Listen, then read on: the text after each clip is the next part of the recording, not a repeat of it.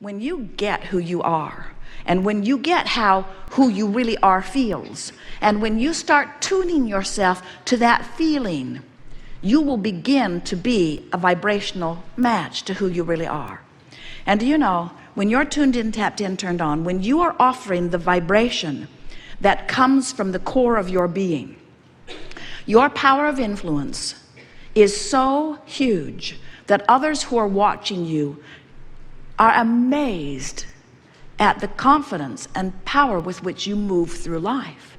When you are a vibrational match to who you are, law of attraction brings to you, surrounds you with, lines up for you a steady stream of powerful, joyful opportunities and openings that just lead you segment by segment toward an ever-evolving, always unfolding, joyful life experience. It's not about knowing what you don't want so you know what you do want, and then you have to figure out how to get over there to what you do want. We're not talking about the handful or dozen or hundreds or even the thousands of things that you are wanting, and this workshop is not about getting you to those things. This workshop is about helping you to reorient your understanding of why you are here in this body to begin with. You did not come forth to get it done. You did not come forth to identify things you want and then move over to live the manifestation of them because the manifestation of them is better than the absence of them. You came forth in order to identify what you want so that you could move in the direction of what you want, so that you can enjoy the stream of life that is constant and eternal.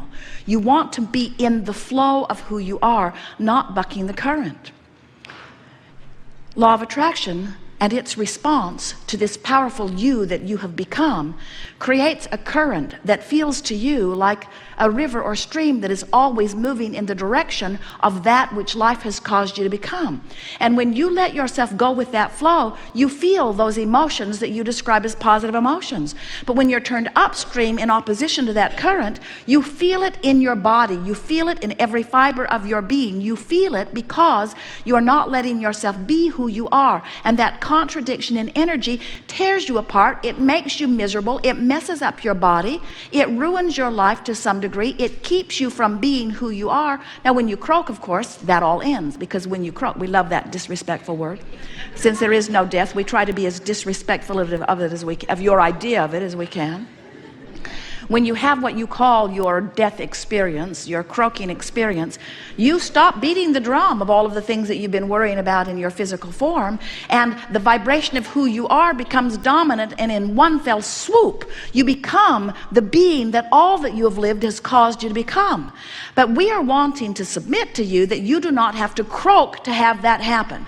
You can stay right here in this physical body, and you can moment to moment, day by day, by caring about how you feel, tune yourself to the vibration of the center of your being. And as you tune yourself to who you really are, then you will begin to understand how good life feels and how good life is supposed to feel for you. It is supposed to feel good.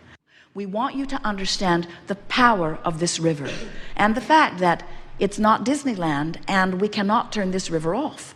You set your river in motion long before you got forth into this physical body. And this river has been moving very fast since you've been in this physical body. And every time you know what you don't want, you make the river go a little faster by offering the rocket of desire about what you're wanting. The reason the river moves faster and faster and faster is because every time you identify at any level of your being a preference or a desire how life would be better for you, the non-physical part of you embraces that thought so completely and holds it so unequivocally and becomes the vibrational offering of it so completely. And then as the powerful law of attraction responds to that ever increasing, amassing vibration that you are setting forth, there is a powerful sucking feeling that is drawing you toward it. Are you getting a sense of this? We're trying to get you to understand how fast this river is moving and how important it is that you let yourself go with it. When you let yourself move in the direction of who you've become, you feel the ease of going with that flow. And when you turn in opposition to it, you feel the dis-ease of not allowing yourself to go with the flow. And every emotion you feel is about simply that.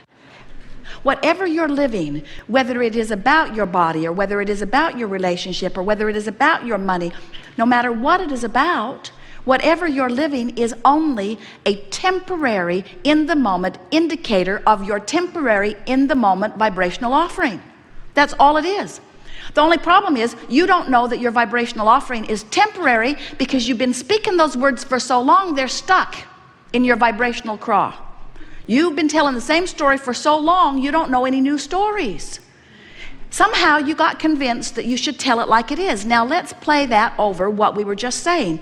Tell it like it is. Your mother says, tell me the truth of what is. So you say, I don't have enough money, I don't have enough money, I don't have enough money, I hate you, I hate you, I hate you, I hate you, I don't like what you're doing, I don't like what you're doing with my money, I don't like what you're doing with my government, I don't like what you're doing. We're making a point here, and we know it's getting annoying to you, but we want you to understand that you got to tell a different story. Did we make a point with you about these 2 points of vibrational offerings that are going on? There's the larger you, and then there's the physical you. Do you get that? Do you believe it? Do you understand that you are this source energy being? So listen to the difference in the drums that are being beat. I don't have enough money, I don't have enough money, I don't have enough money, I don't have enough money, I've never had enough money.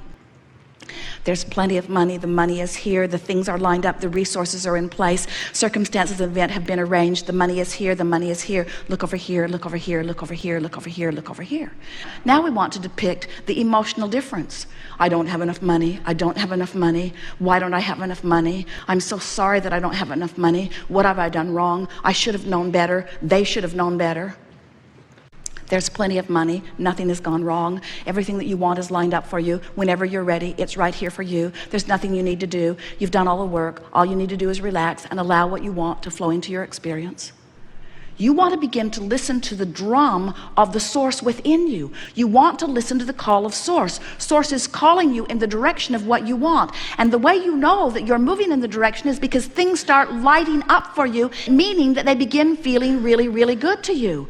When you get on this track of following the trail that has been pre-paved by you and is being tended by the source within you and is calling you toward what you're wanting, you feel energized, you feel enthusiasm. And yet, you know what your physical world trains you to do? Your physical world says, if it feels good, you need to be wary. You say to your friends, oh, I'm so excited about this. And they say, watch out. Watch out. That positive emotion could mean something's going very, very wrong for you.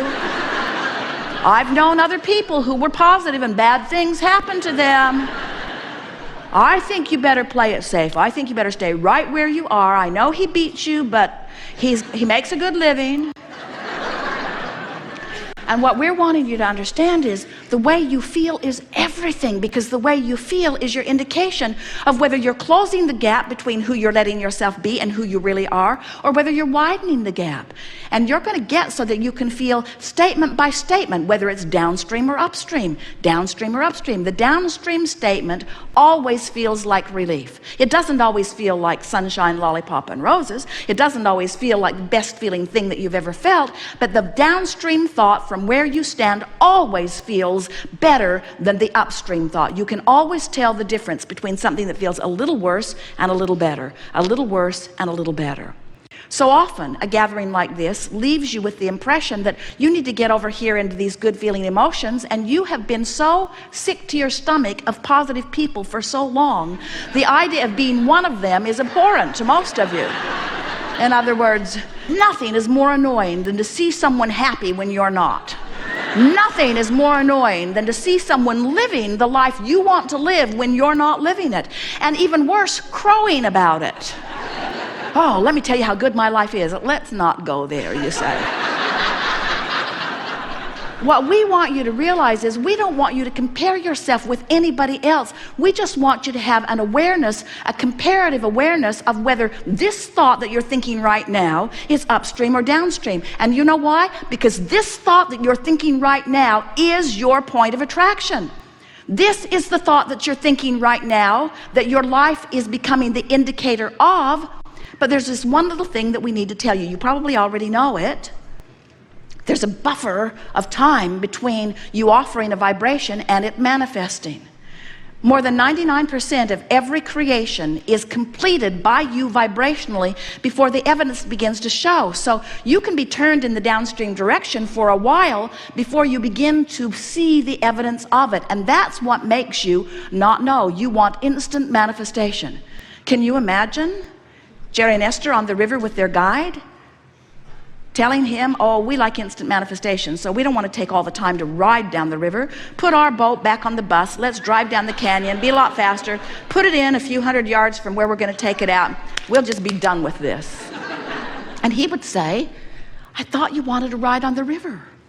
And that's what we want you to understand. You want this ride on the river. You want to discern contrast. Oh, you think that if you had the choice, and you did, but you think that if you'd had the choice from this physical experience, and good thing you didn't, you'd think that if you had the choice, and you did, that if you came forth into this physical experience, that your nest would be so feathered that it would be full of all of the things you want, and there would be nothing in your environment that would even get your attention a little bit that would make you feel bad.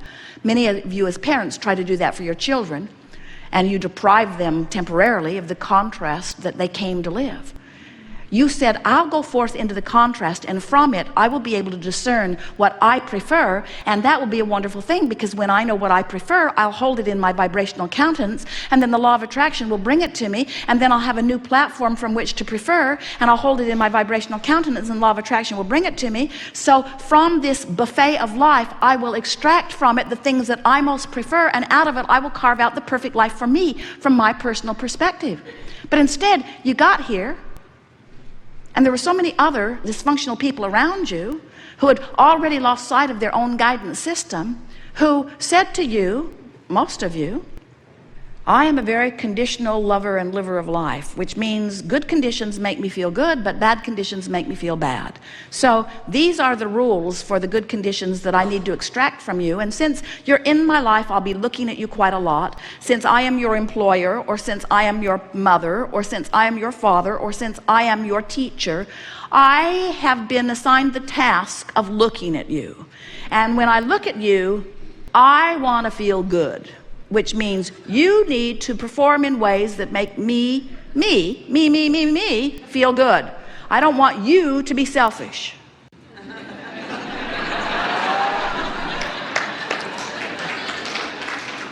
You need to behave in ways that make me, I'm your selfless mother, feel good. And if I see any of those things that make me feel bad, you will be in such trouble. Which was all right if there could only have been one of them and they were always in agreement with themselves, but they are so fickle, and there are so many of them, and they want different things from you, and you just can't stand on your head in enough different ways to make them happy. And pretty soon you figure out that no matter how hard you try, you can't make them happy. And we are wanting to say to you that none of you came forth with the intention of listening to anyone outside of you. Every one of you knew that life would cause you to expand, and that that expanded being would call you, and when you go in the direction of that expansion, that you would feel good. And you planned on leaving everybody else out of the equation. You really did. You did not plan on guiding your life by that which other people are saying. First of all, they don't have very much of an attention span. Have you noticed? How long did your lover really give you his undivided attention? No one dares say. Not that long.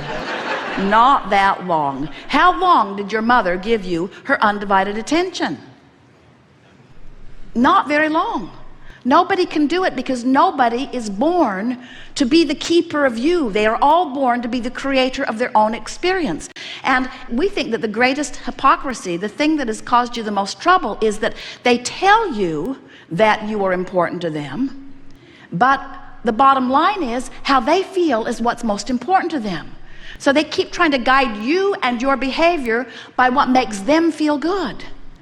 And then, oh, you get so full of resentment, because you know what would make your life really wonderful right away is if you could just accept that everybody is in this life for themselves. And that's not a bad thing, because what that's really saying is everybody is source energy, and everybody came forth in order to give birth to new rockets of desire, and everyone has a source within them that is guiding them toward their best interest.